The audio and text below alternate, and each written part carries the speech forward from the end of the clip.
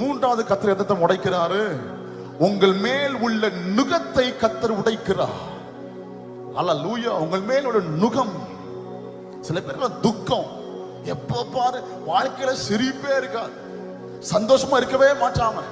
வீட்டுக்கு போனா அது சரியில்லை, வீட்டுக்கு போன இது நுகம் பாருங்க. அதாவது கிறிஸ்துவுக்குள் வாழ்கிற வாழ்க்கை ஜெயமான வாழ்க்கை. பிரியமானவனே, உன் ஆத்துமா வாழ்வது போல நீ எல்லாவற்றிலும் செத்து போ. அப்படியே போட்டிருக்கு.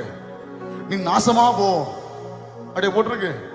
பிரியமானவனே, உன் ஆத்துமா வாழ்வது போல நீ எல்லாவற்றிலும் வாழ்ந்து எப்படி இரு? ஆங்கிலத்தில் ப்ராஸ்பர்னு போட்டிருக்கு. செழிப்பாயிரு. உன் ஆத்துமா செழிப்பா இருக்கிறது போல நீ எல்லாவற்றிலும் வாழ்ந்து. அல்லேலூயா.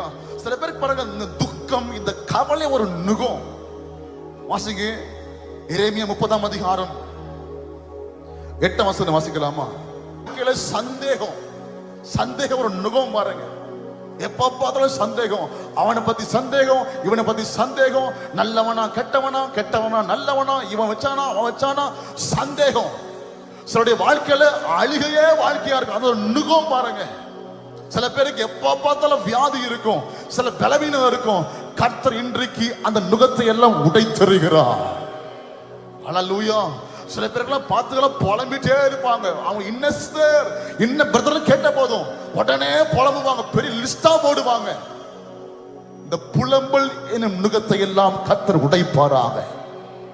என்ன சொல்றீங்க? அந்நியர் இனி அவனை அடிமை கொள்வது. அப்பனா யாரோ உங்களை பிடிச்சிருக்கிறான், உங்க கழுத்து மேல நுகத்தை போட்டான்னு அர்த்தம். உங்க கழுத்து மேல யாரோ உங்களை கண்ட்ரோல் பண்றான்னு அர்த்தம். உங்களை ஏசப்பா உங்களை கண்ட்ரோல் பண்ணினால் சந்தோஷம் வரும்.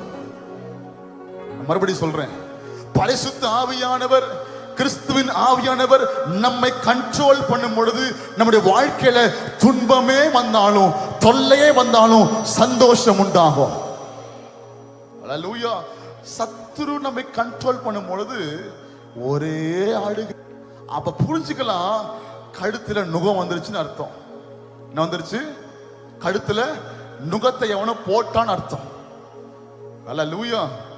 உங்கள் தேவனால் பிறப்பது எல்லாம் உலகத்தை ஜெயிக்கும். உங்கள் விசுவாசமே உலகத்தை ஜெயிக்கிற ஜெயமா இருக்கிறது. அப்ப நீங்க என்ன விசுவாசிக்கணும்? நான் பிசாசினால் பிறந்தவன் அல்ல, நான் தேவனால் பிறந்தவனாய் இருக்கிறேன்.